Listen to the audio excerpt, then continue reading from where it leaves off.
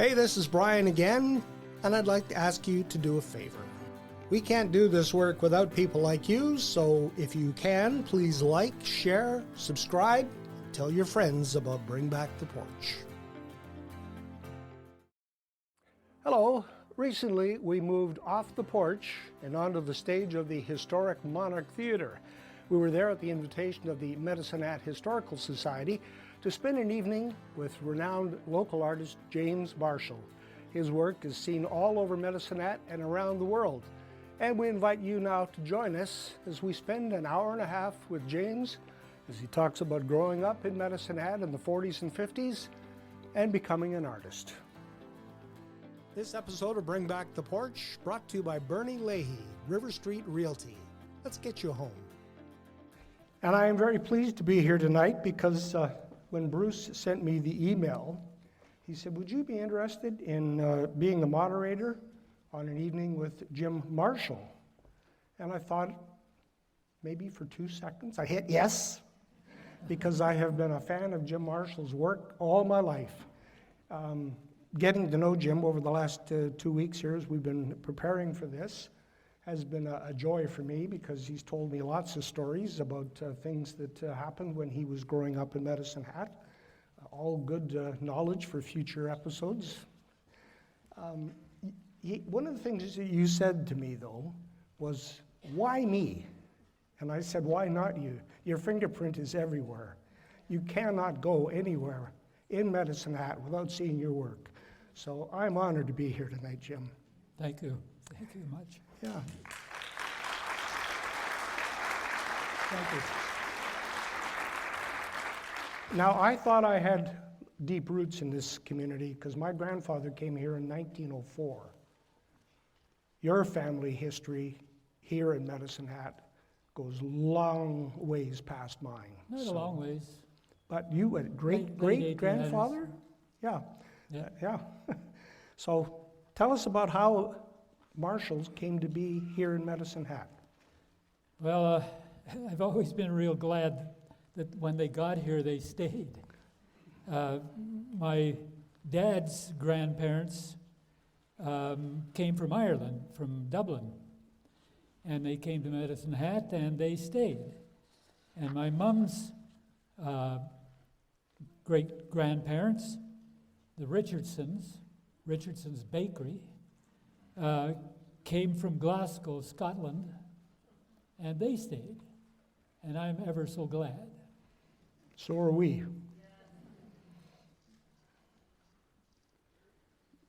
You know what year that was, Jim? I don't, actually. Okay. But I think right at the turn of the century, somewhere around 1890s. Okay, so that would be when it was still a town. So how many Marshalls were there? Well, there were 5 brothers, all of them in building, carpentry, finishers, painters, and they built a number of really nice homes in Medicine Hat. That's one of them that they built for their parents on Allowance Avenue, and it's still there. And I did a research, and I think we're up to about 18 really nice, mostly 2-story homes throughout the city. My mom's family were bakers back to Scotland. When they came to Canada, they stayed in Toronto for a while, built a bakery there, and then decided to keep on moving. They went to Winnipeg, built a bakery there, and finally came to Medicine Hat. I'm glad for that. My great-grandfather, Richardson, bought the original, the first bakery in Medicine Hat, the Leonard Bakery, which is down on 4th Street Southeast in the Flats. The building's still there. It's not a bakery anymore, but my grandfather he carried on to Redcliffe and built a pastry bakery in Redcliffe. And his building was a victim in the big tornado that went through Redcliffe. His building was flattened. So he moved back to Medicine Hat, took over the bakery down in the flats on 4th Street Southeast, and my great-grandfather, Richardson, went out to 4th Street Southwest, almost at Gershaw Drive, and built a bakery there. That building is still there too, I believe, is it? That building isn't there anymore. Oh, it's not there, okay. That building was Richardson's before I was really noticing things. It was sold out when he retired to Weston's. Okay. So it was always Weston's Bakery when I was a kid. I lived right across the street. So the air always smelled good with fresh bakery. Oh, yeah. I used to sneak in there quite a bit. Now we come to your dad, Val. Oh, my dad. My dad was quite a guy. He was born and raised in Medicine Hat, raised in the flats mainly. Went to Montreal Street School and ultimately Alexandra. In grade 10, he lost his father. And so he had to go to work. And he went downtown looking for a job, and he got a job at E.N. Dowson Printing. And he stayed there pretty well the rest of his life, except for the time spent in the Army. Mom, she started off in the flats on 4th Street. My dad went to Montreal Street School and worked at E.N. Dowson Printing until the war. And That was out of necessity because of your passing of his father. yes, that was. And he actually, to make a little bit more money, and because he was keen about the military anyway, he joined the local militia as well. And during the Second World War, he got called up really, really quickly because of being in the Army already. He trained in Calgary to start with. He was also selected to go down to Helena, Montana, to take a commando course and small weapons and some hand-to-hand training. And then he went back to Calgary to train troops to start with. I think he was also training at the armories.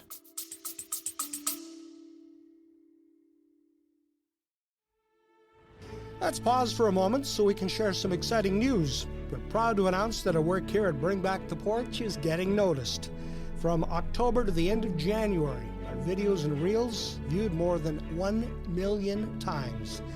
Some of those viewers could be your customers, so sponsoring Bring Back the Porch is a great way to get your message in front of them too.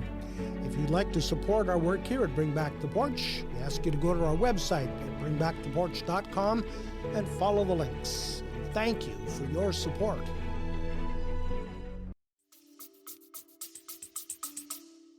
Yeah, he was training at the armories. I think you have a picture of that. Good. Thanks for telling me. You're welcome. There's Konrad School. That's hard to see. There you go. There's the armory. Yep. Well, he was there with his best friend, training out in front of the building on the road. They were marching, and my mother and her best friend, Jinty Dryden, were walking by on their way downtown to go to a movie, probably right here. And my dad said to Craig, do you see that gal, that pretty girl with the dark hair? I'm going to marry that girl. And he did. That was me ma. Mm-hmm. I think you have a wedding picture. Okay. Yeah. Wedding picture there. And then the honeymoon?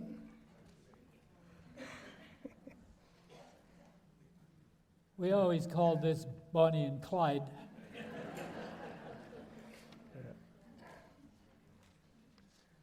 It's quite a distinguished couple. I remember the end of the war.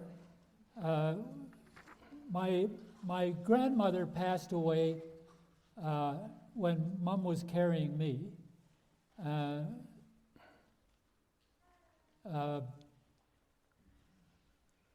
Dad was in the Army, and Mom was on her own, and my grandfather was on her own. So we moved in with my grandfather and spent the whole war with him. And I do remember the end of the war as a kid. There was a ramp in the back of the house that they walked out on to hang up clothes on the clothesline. And we sat on that and watched the fireworks from Crescent Heights Hill. It was fired off about where the Medicine Hat Golf Club house is. Yeah. And I remember it like it was yesterday. You would have been about 6 years old I'd then. have been about 6. Because you were born April 10th, 1939. I was. That makes me an old dude. Means you got another birthday coming up. I do. Yeah. I was really not very aware of my dad for the first 6 years of my life. And it was pretty neat when he came home.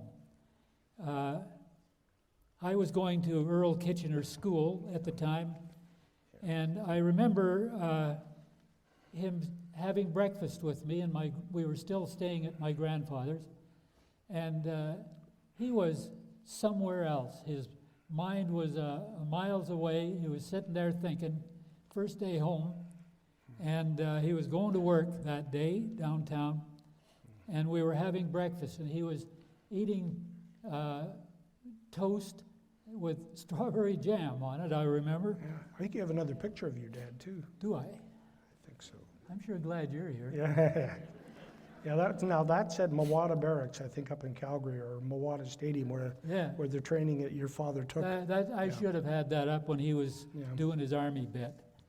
And there he is there. You can see he's a pretty tough guy. And you can't imagine being raised by him after he came home. All Army, all discipline, I imagine. Mm-hmm.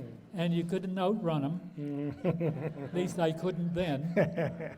Yeah. I was in grade 1 at Earl Kitchener.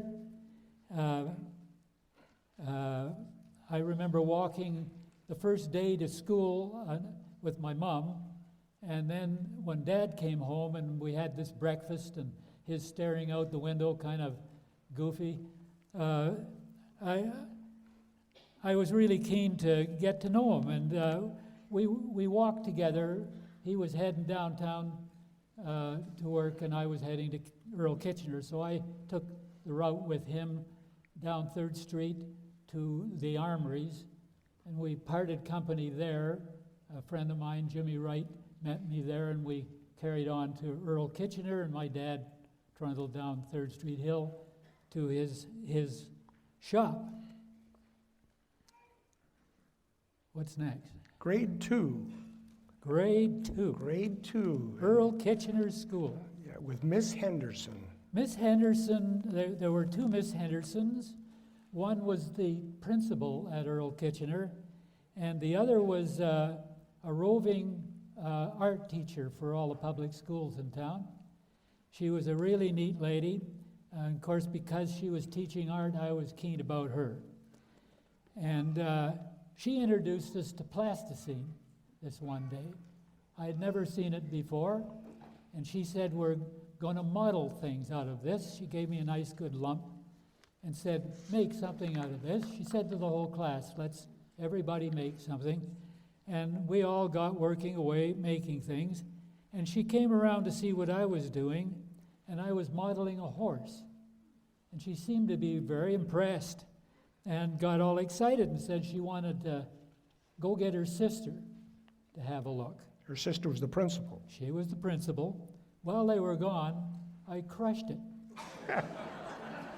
Why would I do something like that? She was some upset. Why did you do that? She said. I don't know. See, today that would be worth a lot of money, the first creation of James Marshall. Anyway, she did forgive me, and we let it go at that. I think he moved into a two-story house. Yes, then he started making a little money, and he bought the two-story house on 4th Street Southwest, and we all moved in there. And that's where I was totally raised, in that house. I had two brothers, by the way. I forgot to mention that. My two brothers came along after the war, a couple of nice lads, and they got to live in a couple of more places. I only lived in that house on 4th, and for a little while, the house on 8th Street Southwest. In grade 3, I was to move to Konrad School. Yeah. And my friend Ralph Richardson, my cousin Ralph Richardson, who was a couple of years older than me, warned me that there was going to be a hazing. that one of two things is going to happen. They're either going to take the grade 8s, the big grade 8s, they're going to take the grade 3s, and they're going to take you down the basement and dunk your head in the toilet. Ralph said that's what happened to me. And he always claimed because he had lots of hair when he was older, and I obviously don't, and I think it was probably because he got his head dunked in the toilet. The other thing that they were going to do is chase you down, take you to the back of the school grounds where there was a huge pile of tumbleweeds. They pulled down your pants. One kid got your wrists and the other your ankles, and you got pitched into the tumbleweeds. I think I'd take the toilet. No, I don't think so. Anyway, the warning was good for me. I outhid them, I outran them, and it took them a month to catch me. A great big kid by the name of Alan Turcott, I swear he shaved in grade 8, so he might have been there for a while. He finally caught me, and he caught me inside the bakery at Weston's Bakery on 4th Street, where I was hiding, and he did get me, drugged me all the way back to Konrad School, where there was a gang waiting. My pants came down, and I went into the tumbleweeds. Ooh. Wasn't all that bad. Where are we next? A great race. Oh, the great race. Yeah, well, let's talk about some of the teachers you had. Yeah, Konrad School had some really good teachers. Ken Forbes will remember Ernie Block. I was a student of Ernie Block. Ernie Block? Typing in Lethbridge. Oh, in Lethbridge you would be. Well, he had that thing, if you were a little bad in school, he'd come up behind you and hit you on the head with his knuckle. And there was Mr. Mackenzie, everybody called him Spud. He was a really neat guy. Mr. Milliken was the teacher, was the principal. And Dorothy Williams, who became Dorothy Jones, was one of the teachers. And we had an athletic teacher, Mr. Stevens, Dick Stevens. He and I became pretty good friends. He was a real runner, and I was a runner too. I loved running. And while we were in school, there became a big race in Medicine Hat. It started in Redcliffe at the town hall, and you ran down the Red Cliff Highway and through Riverside across the Findlay Bridge to the City Hall in Medicine Hat. And it was wide open to the city, and all of the students in the school system were invited to be in it. So there was a fair gang of people running down the highway. And Mr. Stevenson won the seniors, and I won the juniors. Do you remember what you won? Do you remember what the prize was? We got a nice big trophy, Oh, about that big. Yeah. congratulations. And I lost it. So, And then you were also, I think, a baseball player. well, we did play baseball, track and running, and that sort of thing. We played murder ball. Murder ball at Connaught School was football with no rules. And we had a pretty good team. Mm-hmm. But one thing I have to mention, though, about grade 8, Miss Wenzel, I was in her homeroom, and she announced at the end of the year that she was failing the entire class except 2 girls. So obviously I was one of them. Yeah, it was a little shocking to go home and face the sergeant. Mm-hmm. But I met some good guys. Oh, there's some of my early drawings. Yeah, airplanes. That's During the war, I drew these. Earl Kitchener School, my house that I lived in 4th and grew up in. And that's what it looked like on the prairie. My house is that place right there. You can see all kinds of prairie behind me. I walked across the prairie completely to Connaught School back in those days. Just to help orient people here, at the top of the picture is the South Saskatchewan River, Lions Park, and then as you go a little bit further south, that dark line is the CP rail yards. So we're looking to the east from roughly, I suppose, somewhere near where the hospital is today. Well, this is 4th, Gershaw Drive, 3rd, which is now the fast street downtown. Mm-hmm. There's the armories and the hill, 3rd Street Hill and Division Avenue. Mm-hmm. And there was a big swamp there, too. You had to walk through a swamp, I think, to get to Connaught School. The swamp ran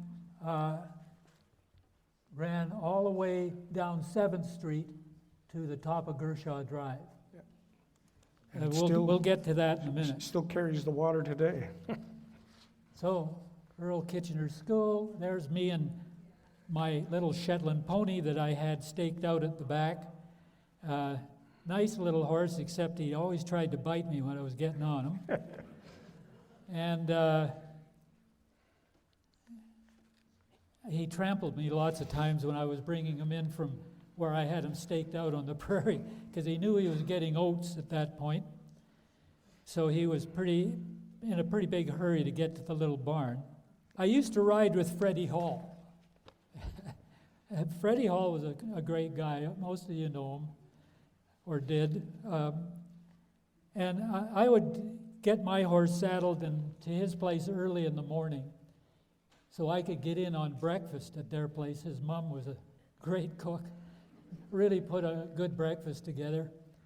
And I tied my horse up to their fence at the back, and we had our breakfast and came out, and by God, my horse was gone, and so was a section of their fence.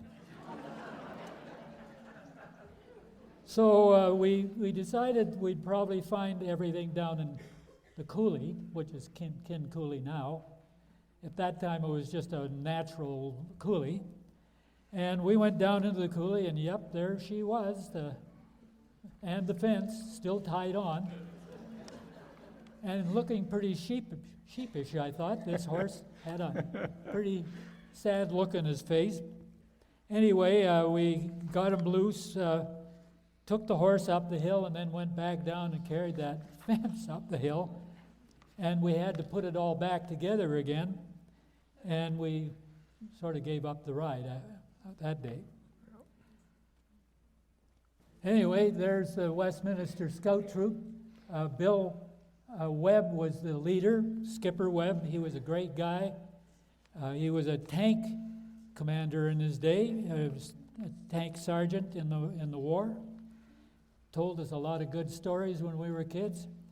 And he was a great guy for taking us camping and staying overnight in places out in the country, and it was really quite fantastic time. A number of us joined the Air Cadets as well, and that was a good time. We used to go to Claire's home. The Air Cadets from around Alberta held a track meet at Claire's home air base, and we competed against each other as Air Cadets in track and field, and then we got to ride in Harvard airplanes for about 20 minutes or so, and that was pretty thrilling. What's next? Well, we're going to talk a little bit about the slough and how you used to make fun in the wintertime by skating on this slough. Yeah, the slough, it froze in the winter, and we did skate on it. There was a telephone pole that was put up when my mom was a kid, and they used to skate on that slough as well when she was a little girl. And they put a light on this pole, and they could skate at night. When we got to skating there years later, the pole was there, but the light was gone. But the pole didn't stay there, actually. It got chopped down, and we cut it up and made a raft. And that way we could get across the slough to Konrad School. Kent Forbes, he was the main skipper on the raft. And we asked most of the teachers that lived on that side of the slough that if they want to ride, we'd give them a ride across. Mary Carr was the only one that went on. Mm-hmm. Miss Wenzel decided not to. She rode a bike to school. She tried to ride through on the road through the slough. She didn't make it. Now she wishes she had got on the raft. She'd stay dry. Konrad was one of the busy schools on the Southwest Hill from early in, 1912, 1914, all the way, still going today. Yeah, it was built in 1912, and it's been a good school all the way. You got a job in grade 7. I did. I got a job at my dad's printing shop, and where am I? He gave you a job after school and on Saturday mornings. Yeah, I washed the ink off the presses after school every day at 4 o'clock. I delivered parcels, first of all, and I had a bike with a great big carrier on it. My dad put this huge carrier on it, and if you've had that carrier full of packed printing equipment, you can't imagine how heavy that was. I had a few crashes, and I rode this bike for a couple or 3 years around town delivering stuff, and then washing the presses, and then sweeping the floors, and took me till about 8 o'clock by the time I was finished. And one really cold winter night, there was a heck of a blizzard blowing, and I wondered how I was going to walk all the way home from downtown out to 8th Street near Gershaw Drive, and I got this bright idea. Moore's Furniture was next door, and they always had big cardboard boxes at the back of the building, and one end was sealed and the other end was open always. So I cut a little slot in it, put the box over my head so that the slot I could see, and I walked all the way home under a cardboard box. Now, was that stupidity or ingenuity? Necessity is the mother of invention. I must have looked pretty stupid. you had a career day at Konrad. Oh, a That career had day a at very... Konrad. That's right. Ron Dooley and I went to career day. Ronnie and I met in grade 1 at Earl Kitchener, so we were old buddies. And we went and toured all of the people with career ideas of, what we could become one day, that sort of thing. And we wandered through them all, and then we were going to Ron's house after we did this, and I said to Ron, "What are you going to do? Have you decided? What are you going to do?" He says, "Yeah." He says, "I'm going to be an engineer." I said, "What? He's going to be an engineer?" "Yeah," he says. And he became an engineer. I couldn't believe it. He asked me what I was going to do, and I didn't have a clue. I said, "I have no idea." I didn't know in grade 12. But then you went off to Alexandra School, where football became something. Well, yeah, in grade 9, the grade 8s, most of us should have been in grade 9, but and we were playing murder ball at Connaught, so we were pretty good at football. And there was a kind of a little bit of play between Leonard Cooper and Dick Stevens. There was a competition there. And Dick Stevens challenged Cooper to put a team together of high school students to play his new grade 9s, just coming to the high school. And we played them at the very start of the grade 9 school year, and we played to a 0-0 tie. So we played pretty good. So you get a driver's license. I had a driver's license, and I had to deliver a bunch of parcels.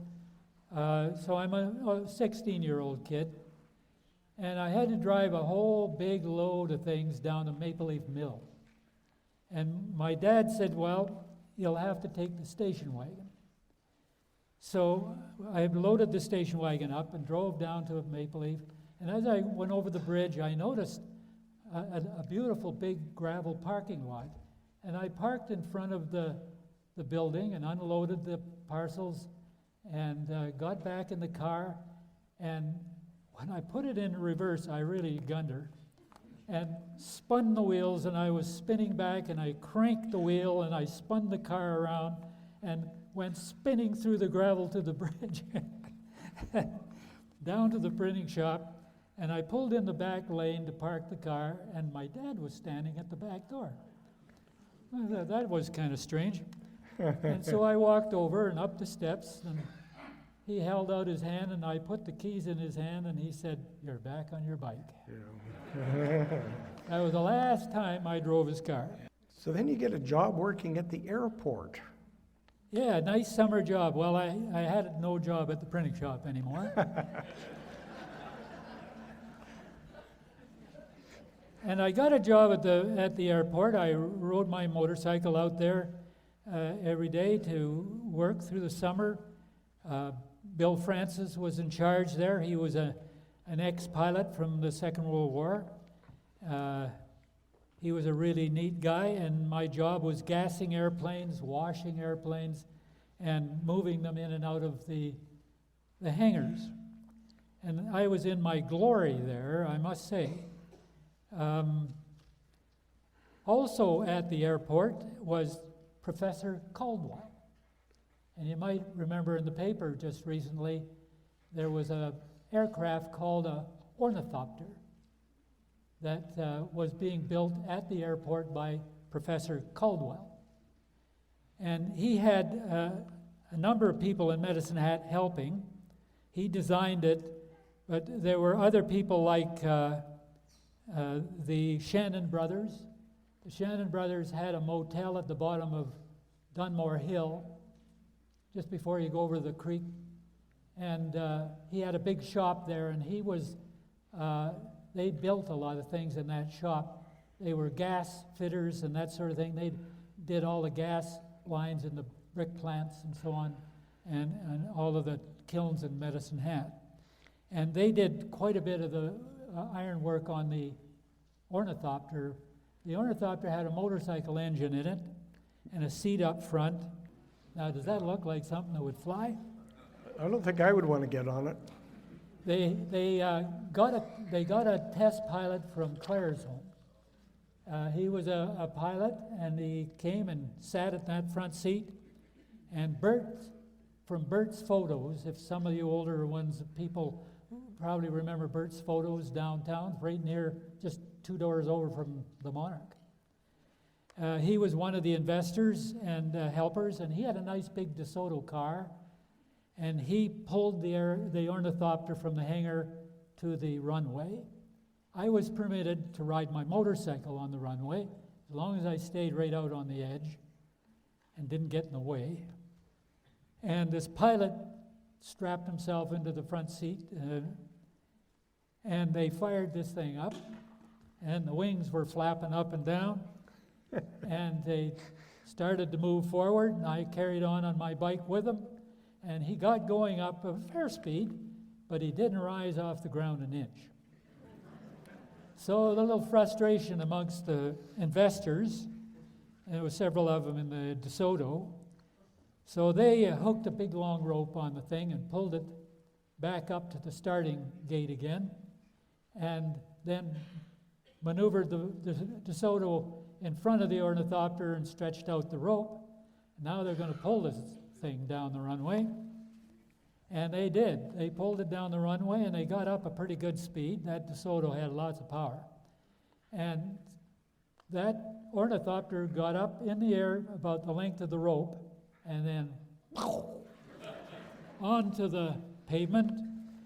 I heard every swear word that was ever invented by the pilot. You expanded your vocabulary. Woo-ha. And he stalked off. He didn't wait for a ride or anything. He took off from the runway to the field at the airport to get his car, and he was gone. So you were one of the first classes at Medicine Hat High School? Yeah, we were one of the first classes at Medicine Hat High. And I think the class ahead of us, my former class, we were the first grads out of there. Mm-hmm. And then you were still playing sports, though. Oh, yeah. Where were the sports fields? No, always playing sports. Yeah. You were playing at Bassett Reserve, wherever that was. Yeah, Bassett Reserve was where Safeway's on Division Avenue is today. Mm-hmm. There was a big ballpark there, and we played our Medicine Hat football games against other schools in the Bassett Reserve. Okay. And we also played down in Riverside on a baseball diamond there too. Okay. Because we didn't have a field. All the time I was in high school, we didn't have the outdoor facilities that all came along later. They really got great stuff there now. We practiced football on the prairie. Mm-hmm. I've got 4 teeth on the prairie there somewhere. Yeah. Everybody was pretty busy. High school was a busy place. And you were spending a lot of time at Ernie's. Oh, yeah. Ernie's was where the boys hung out. The chocolate shop is where the girls hung out. You never walked across the road? Oh, yeah, we did. Okay. Yeah. And the girls came over to Ernie's just to see what it was like a couple of times. Mm-hmm. Yeah, it was all pretty good. Yeah, now Ernie's was in the Aberdeen shopping area there between Aberdeen and Belfast. Yeah, right across the street from the chocolate shop. Yeah. So, grade 10. I think you got a summer job working on the CPR. I did. Well, actually, Sonny Moore, Donnie Crane, and I, we got a job with the CPR Extra Gang. Can you imagine that? Little high school guys going to work at the Extra Gang, where you work 10 hours, 12 hours a day, carrying jacks that weigh 50 pounds, shoveling gravel. It was crazy, but we did last all summer. A lot of them didn't. Yeah. There was a real mix of characters there. There was some guys that were from an institution that weren't too bad. There were a lot of guys from Europe that everybody called DPs back in the day. Real good guys, and there were several of them working there. Some good fights broke out at lunches. It was a real education. We slept in a boxcar. We ate along the tracks for lunch and ate in a boxcar for supper and breakfast. It was pretty crude. And I imagine it was pretty hot. And when we got a weekend off, we hopped freight trains going through and ran like the dickens to catch them and jump on. And the one I remember the best was we couldn't catch the car we wanted. We caught a car that had low sides on it, about this high. And when we got in it, we found out it was a coal hauler. Uh-oh. And you can imagine once that thing gets up to speed, what it was like to be in a coal car. We were as black as...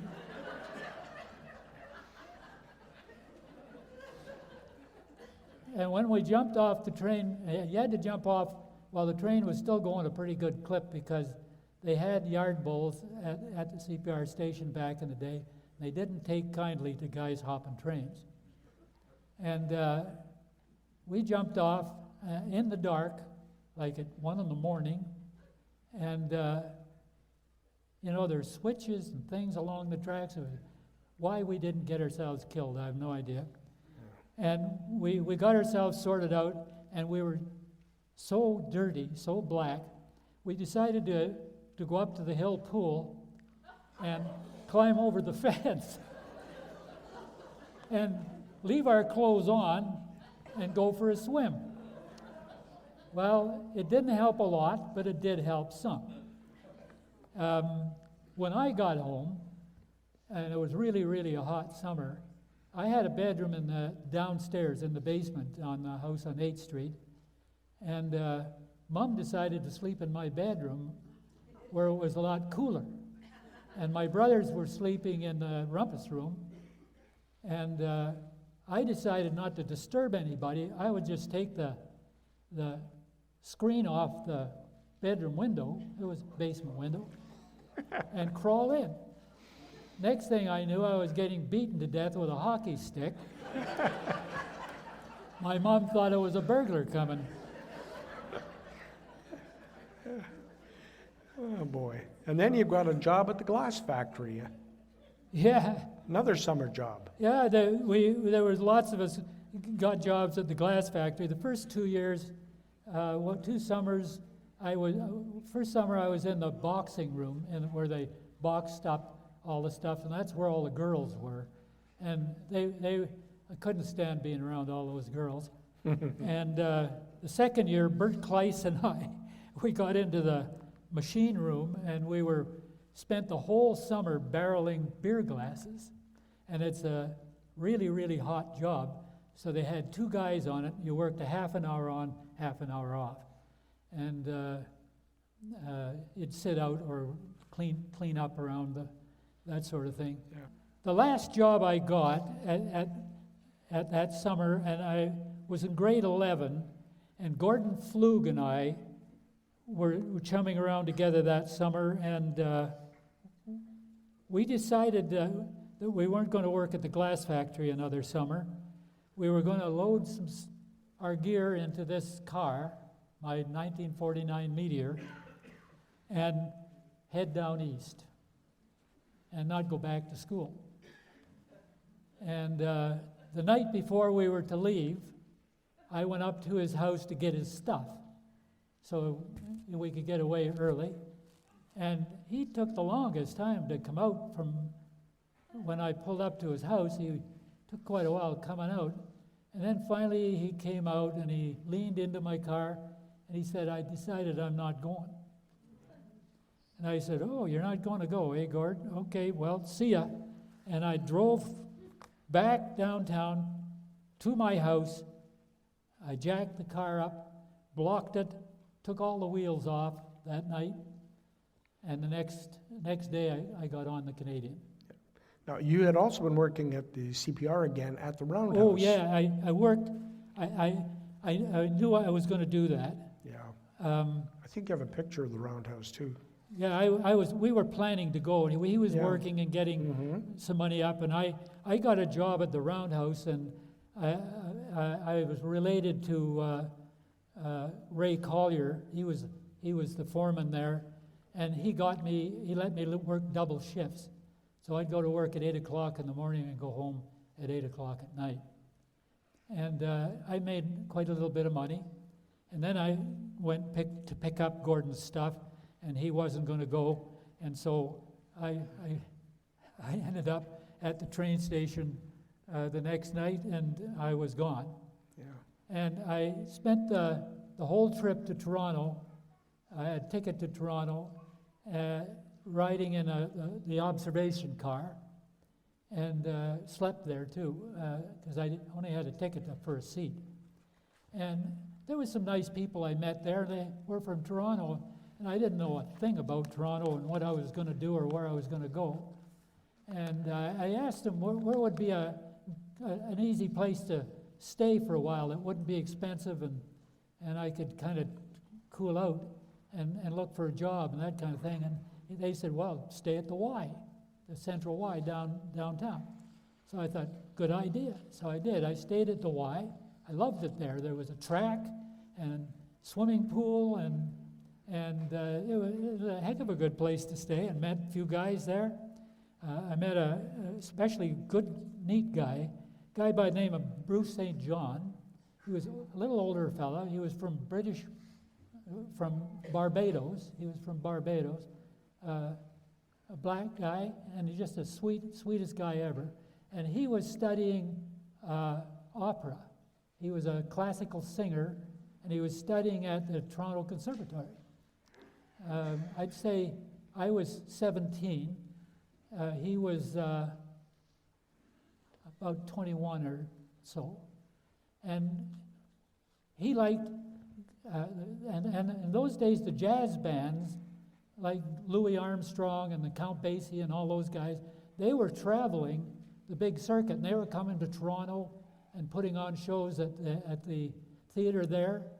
And we both really liked that stuff, so we'd buy a ticket and go, and took in these jazz fests, and they were really good. And then he finished up at the conservatory and went back to Barbados. And I had a part-time job at a printing shop, but I wasn't making much money. And I saw in the paper they were looking for people to build switchboards and install them. You'd wire them all up, switchboards, and you'd take them somewhere and install them. And back in those days, all the offices, big offices, had big switchboards in them, and that's how the phone services worked. And I was a little underage, actually. I was only 17 and a half about, and you had to be 18, and I lied. And he did the math, and he wasn't going to let me go to the school. So, and then he thought it over after I kind of whined a bit, and he let me go. And I learned, he said the best reason that he let me go is that I had really incredible eyesight, and I did. I had the highest mark they ever got, actually, and you had to have really good color. Like my dad couldn't do it; he was colorblind. And we went to our first job in Niagara Falls to install a big outfit there, and one of the instructors went with two students, and we installed it real nicely, and it took us a couple of weeks, and because it was pretty easy to install one, it was another thing building it, and then we went for beer after, and he said, you guys are pretty good guys, and he said, I really feel I got to tell you that you're going to be obsolete in no time flat, because they're not going to do these big switchboards anymore. There's a whole new technology coming up, and you're not going to be, you won't be working anymore building switchboards. So we wondered what we were going to do. Those two guys went back to Toronto, and I said, I'm going to join the Marines. And I went across the border at Buffalo and went to the Marine station there, and they wouldn't take me. Mainly because I was a foreigner. And they did take foreigners from time to time, but they weren't then. But they said, why you want to join anyway? And I said, well, I wanted to see if I could do the boot camp. I was really wanting to know if I could do boot camp, which was pretty tough. And I think you got a picture of boot camp somewhere here. No, I don't. Oh, you? I tried tried like mad to get one, but I couldn't find one. Yeah. Anyway, the guy said to me, well, he said, if that's all you're interested in, and he said, there is another camp nearby, same instructors, same stuff. You're just not going to be a Marine. I said, okay, let's do it. So I did, and I reveled in it. I climbed those barricades and you ran all the time. And I was a runner. You weren't allowed to walk anywhere. If you were going to the bathroom or going to lunch or anything, you ran. You had to run all the time. And you ran out in the country and up the hills and everywhere. It was just amazing. Crawled through culverts full of mud. You did all kinds of stuff. And of course you learned to shoot. And they were also teaching us about spying a little bit on because it was a covert operation. So they wanted you to, if they sent you somewhere, that you to spy on troops, that you weren't doing any shooting or anything. You were just kind of seeing what's going on. You could have been James Marshall, the spy. Marshall. Yeah. James Marshall. Yeah. But anyway, it didn't get that far. It got terminated, and we were disbanded, and I went back to Toronto and came home. But there was an adventure, I'll tell you that. Yeah. But when you were in the East, you did do a little work in a printing plant, and you learned about it. I did. I worked in a printing plant. Printing plants were changing. They were old, hot metal, linotypes and all that sort of stuff.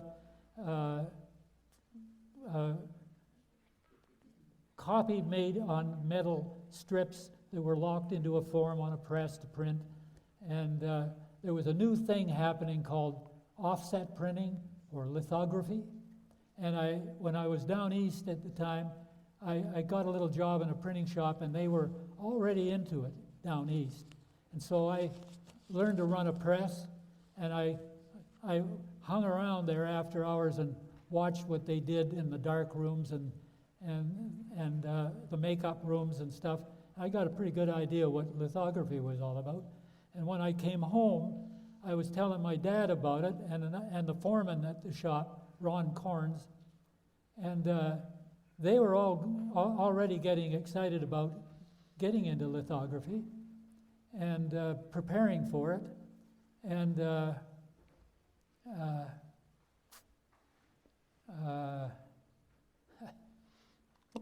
they built a dark room, I think?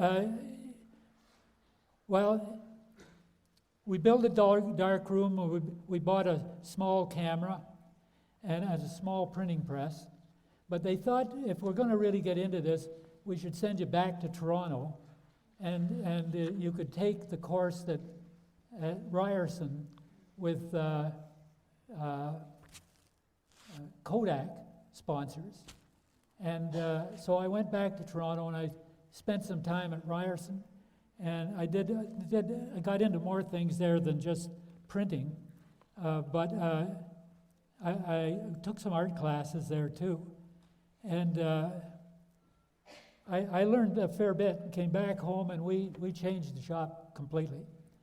And we had a lady that had a millinery shop as part of the shop, printing shop, and she moved out, and then we moved upstairs into her space. And that was good. And then what happened was, and there's... Yeah, we go back to about 1960s now. So,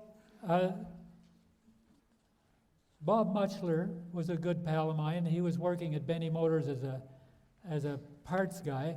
And I said, do you want to train for a lithographer, to be a printer? And he said, yeah, I'd like to do that. I don't think I'm going anywhere here. So he came over. I did train him, and he worked with me, and we worked a number of years together. And Moore's Furniture had a great big fire. Bob and I had worked late that night. We were doing books, and we went to the Husky for supper. And then when we came back, we noticed that Moore's was on fire. We saw fire and smoke on the top of the building, and boy, did it turn into a fire. Anyway, the printing shop is this little building in the middle, right there. There's Moore's Furniture. It's on fire, and we get not burnt, but we got a lot of water, and we got drowned, and we were done in that building, and so we made a deal on this one. This was Motor Car Supply, and they were closing, and that building became available. We thought, well, if we fixed it all up, we could do that. So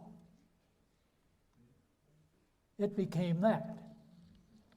And your office is upstairs in that building that's nowadays. now where Bernie Leahy's real estate office is, and that's the home of Bring Back the Porch. So that turned into a real nice printing shop. But I got itchy feet, and I left the business and went to work at IXL Industries. You had a thing for flying, though. Aircraft was... Oh, yeah. Did we pass all that? Well, you had an opportunity to take some flying training. Okay. Well, yeah, a little bit before that, I did take some flying training. And there was a number of guys that I knew. Roy Fileski was one of them. And we had some good training. Roy Fileski and I bought this airplane. And before we bought it, though, we rented a plane after we got our license. And we flew it out to Elkwater. And we drew straws to see who would land the plane on top of the bench at Elkwater and who would take it off. And, land on the grass and in between the trees. And I got the chore of taking it off, and he landed it. And we wanted to prove that we were real pilots. If you could get off on that and land there, you were doing pretty good, actually. Then we bought this guy. And this is a Globe Swift. This is a Globe Swift. This was an American training aircraft during the Second World War. It was a nice airplane. It was fast. It was scary. It stalled at about 100. And you remember Jim Simpson, who had freelance photos? He wanted to take a picture of a plane flying real low along the runway. And so I said, I'll do it. And so I took it up and around and got right down on the deck, and he took that shot. Yeah, it was a good little airplane. We had it for a number of years. When I went with IXL, they had 2 airplanes. And there is the brick plant. In Redcliffe? In Redcliffe, yeah. Now, in my day, IXL had, I think, 7 or 8 plants. Malcolm could correct me on that. Somewhere around that, 7 or 8. And I worked for his dad and I was appointed marketing director. So I was in charge of marketing, and it was a good position for me. I knew a little bit about the brick business, but boy, when I saw all that clay there, I got ideas, I'll tell you. That's Because I was already potting by then, Mhm. and drawing and painting, but I was into pottery and making three-dimensional sculptures and things. And when I saw all that clay at IXL, I thought, there could be something done with this. And long story short, I spent a decade, the 1970s, at IXL, traveling all over the country. I really loved it. It was an absolute super place to work. Great people, great company, and but I wasn't there for a career. And I knew Malcolm was coming from university, and I thought, well, I'll make some room. And then I think Frank Westgarth was instrumental Frank in helping Westgarth, you. he retired from his painting business, and he was an artist as well, and a real good one. And he wanted to start a little gallery. We had no gallery in Medicine Hat, and really we don't almost again. I wish we had a gallery. His original was up on the hill. It was actually where Ernie's used to be. Okay. Across from the chocolate shop. And then he retired from that finally, and Neil Burbage took it over, bought it out, and he ran it there for a little while, and he had a building built on South Railway Street, which is there. It was quite the time, though, because you changed jobs, decided to step out as an entrepreneur, and you came up with this idea of having... we were doing drawings and paintings and stuff and selling, and we did really well while that gallery was running. Mm-hmm. And then when he closed the gallery, everything went. Yeah. And I had this idea about carving bricks. Yes. And I happened to know somebody that was working there, and I was able to get bricks unfired, and I could carve them, and Malcolm actually let me build a small studio in part of the brick plant that wasn't being in use, where the old glazed brick plant used to be. And I created a studio there and built Mike's son Mike and I built a big easel in there, and I created murals for the first time in there. I remember you telling me that you were in with a group of architects and telling them about your ideas, and their faces lit up.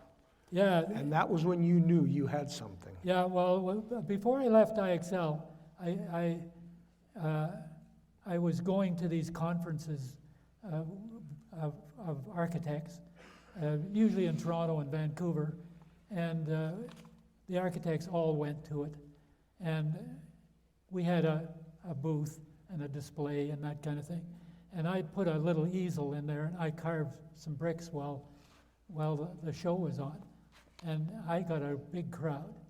And I knew I had something going for me because the architects just really crowded around. So that was your aha moment. Yeah, that was. So I knew I had a job if I moved on.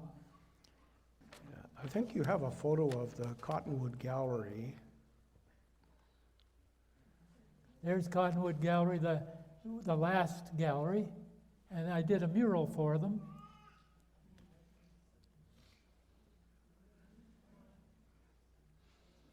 Yeah. Maybe tell everybody, when you made those brick murals, you would have them on a big easel and you'd be up on scaffolding and working on it. Yeah, there's a big easel, slopes back a little bit, has a shelf on it that you can set bricks on. You lay the bricks up like you're laying bricks with spaces in between. IXL used to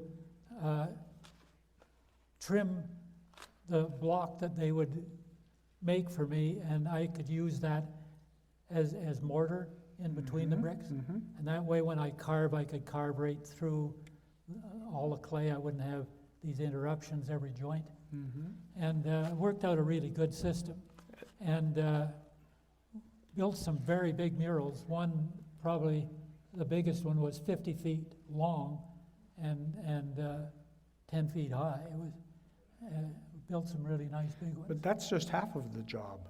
Once you finished it, you've got to take it Well, apart. you carve it all, Yeah. then you glaze color parts of it, and then you take it apart brick by brick, put it into drying racks. You leave it there for a month to dry it, and then you take it brick by brick and load a kiln.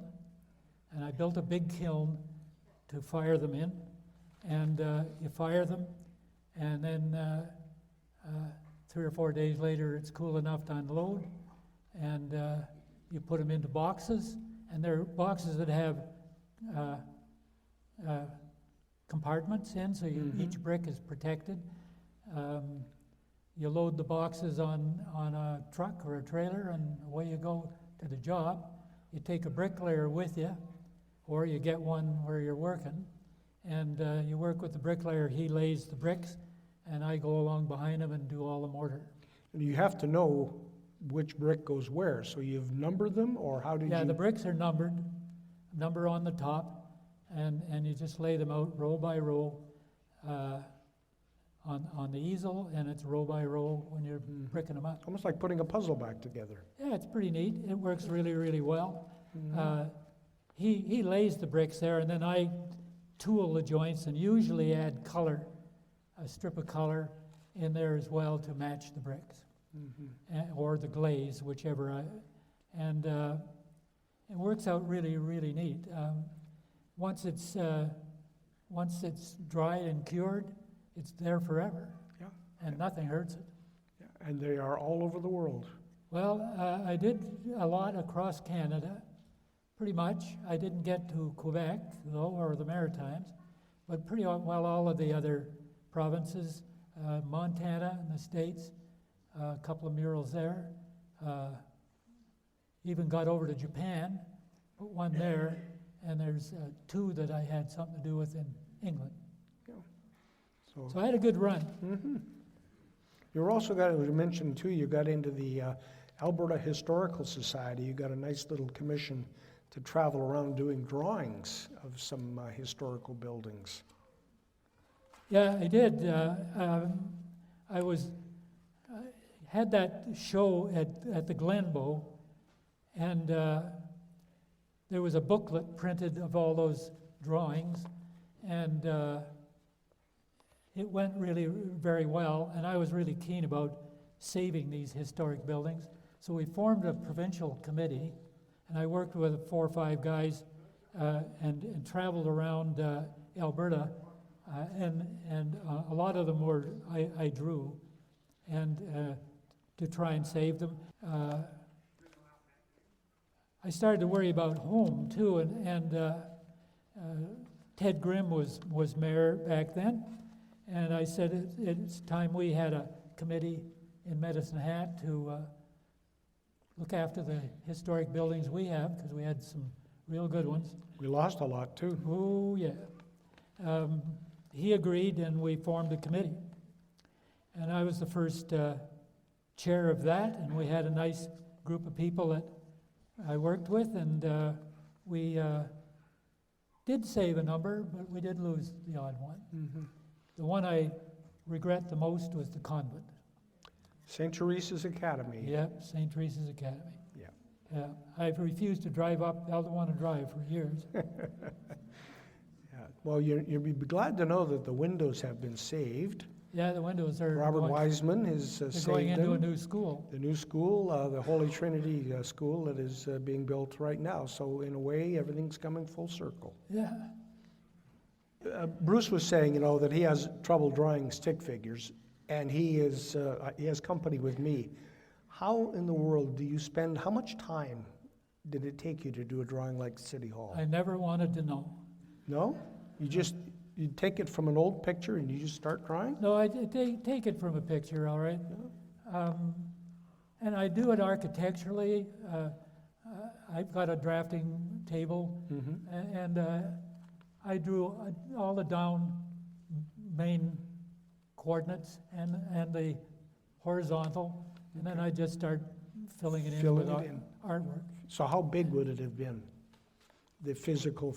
Oh, about what you just did. Okay, so 3 by 5, 3 feet by 5 feet maybe? Yeah, So yeah. 3? Yeah, and brick buildings, and of course I love brick buildings, but boy, all those bricks, that's something to draw. And that's where your eyesight comes in. Yeah, I've got good eyesight, luckily.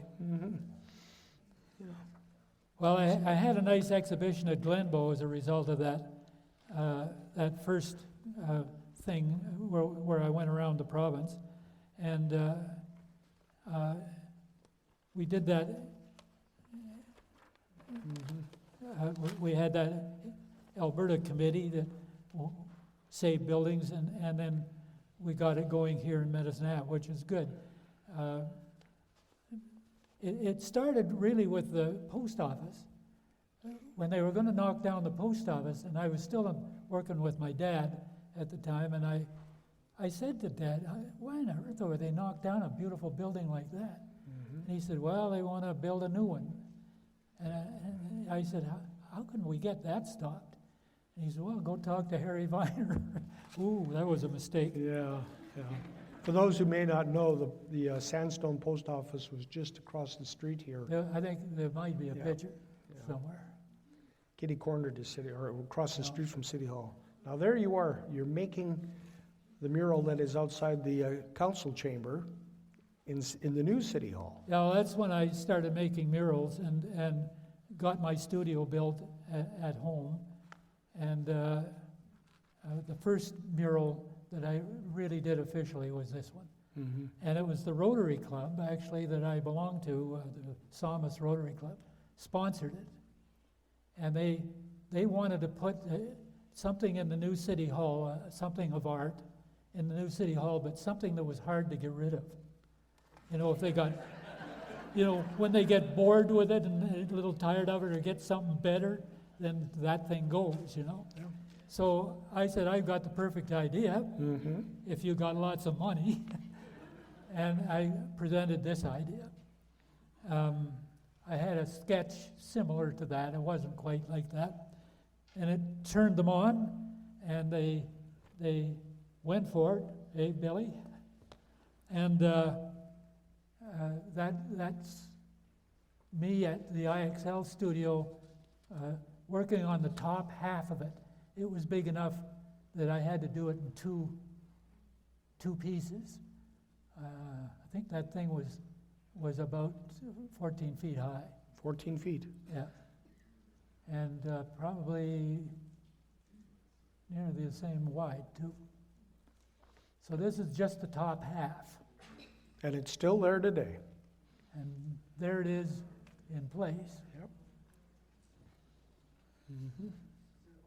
So that one was done with small bricks, regular size brick, and no glazed color or anything. That's just straight carved brick.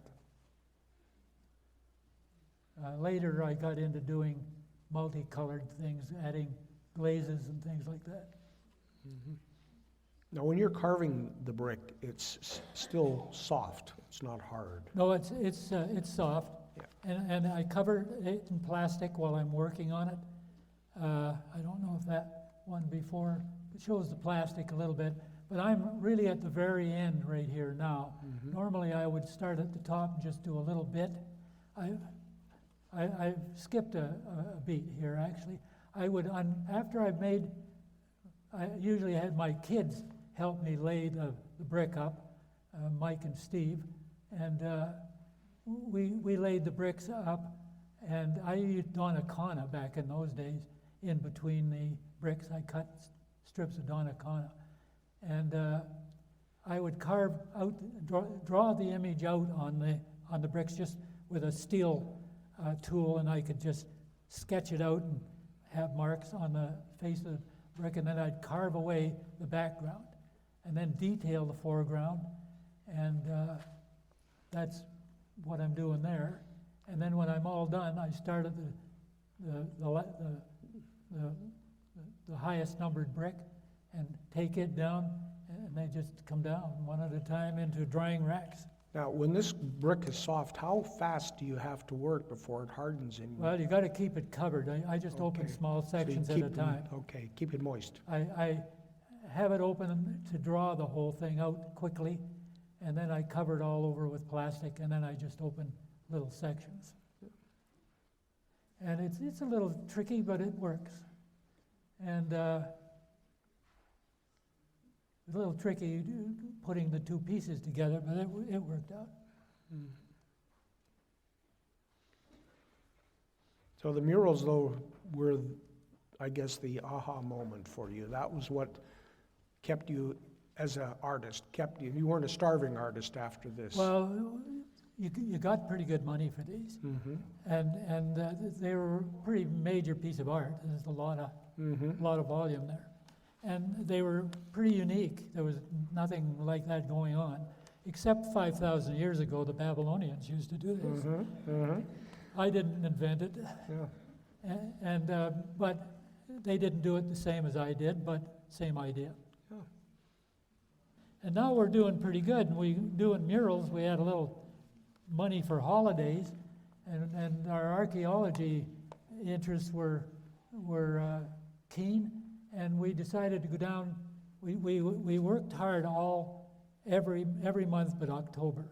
We took October off once we got really settled, and the house all moved and whatnot, and we loaded up a little camper and we went down to the southwest, Arizona, Utah, that sort of country, and looked up all the ruins of the Anasazi people, and toured all the museums and so on, and just had a hell of a good time, and camped the whole bit.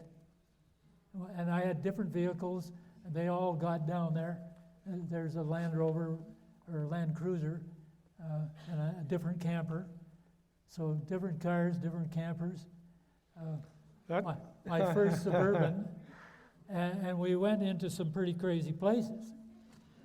Usually only Jeeps go down into the maze and down to the Grand Canyon and so on. I got that Suburban down there and out. And your knuckles were pretty white? I stopped at the ranger station because I left the camper at the ranger station, and took the Suburban down, and then came back up, and I went in. They were closed when I went down, and I went in to see them, and I said, "Where'd you come from?" And I said, "Well, I was down in the bottom of the maze. We hiked down there, and I took my car down there." And he said, "You took your car down there? What car did you take down there?" And I said, "It's parked outside." He went out and had a look at it. He says, "You got that thing down there?" I says, "Yeah." But I did. There's proof. Yeah. There's me ma. That's a picture of Mum at 100 years old.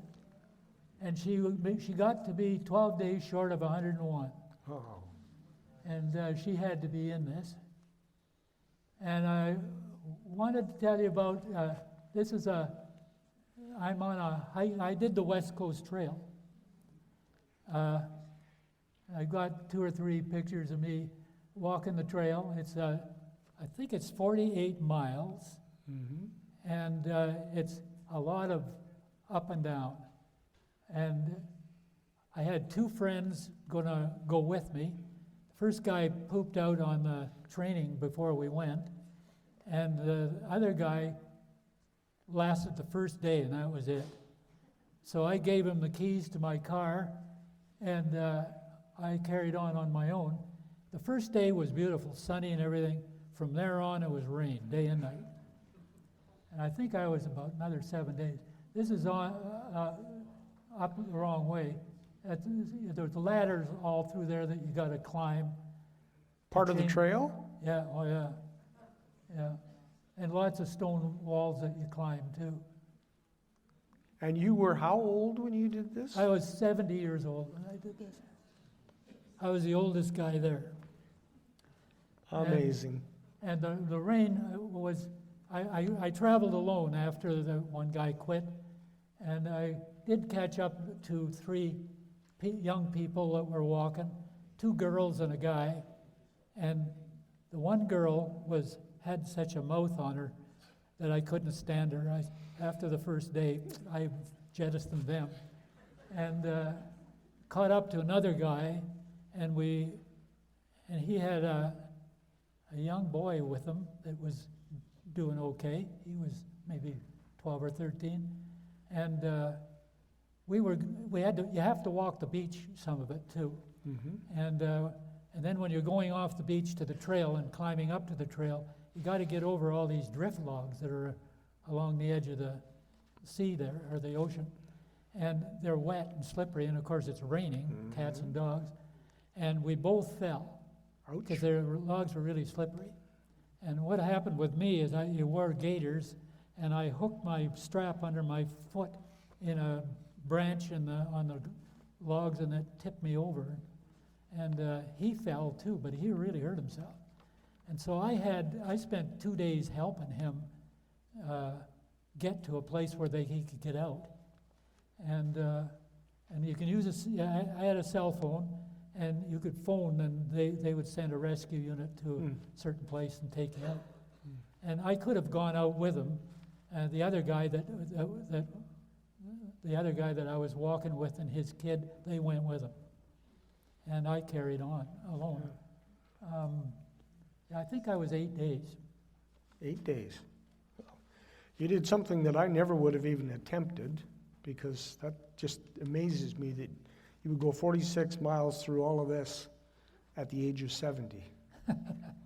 Well, it was good exercise. Yeah, good. And now you're coming up on your 87th birthday, and you're not stopping. No. You're just going to keep on going. I go to work every day. Still do lots of walking and hiking. Mm-hmm. Yeah. Why is that? I don't know if I want to do the trail again, but I think I could do it, actually. Yeah? Okay. Well, Jim, thank you. This has been an enjoyable evening, and I'll turn things over to Bruce.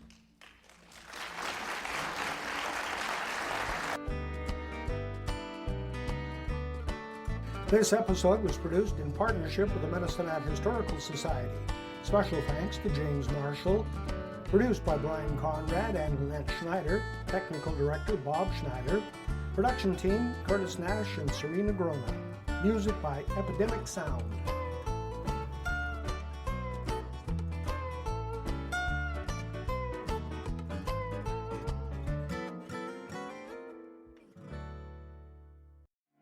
Hey, this is Brian again, and I'd like to ask you to do a favor. We can't do this work without people like you, so if you can, please like, share, subscribe, and tell your friends about Bring Back the Porch.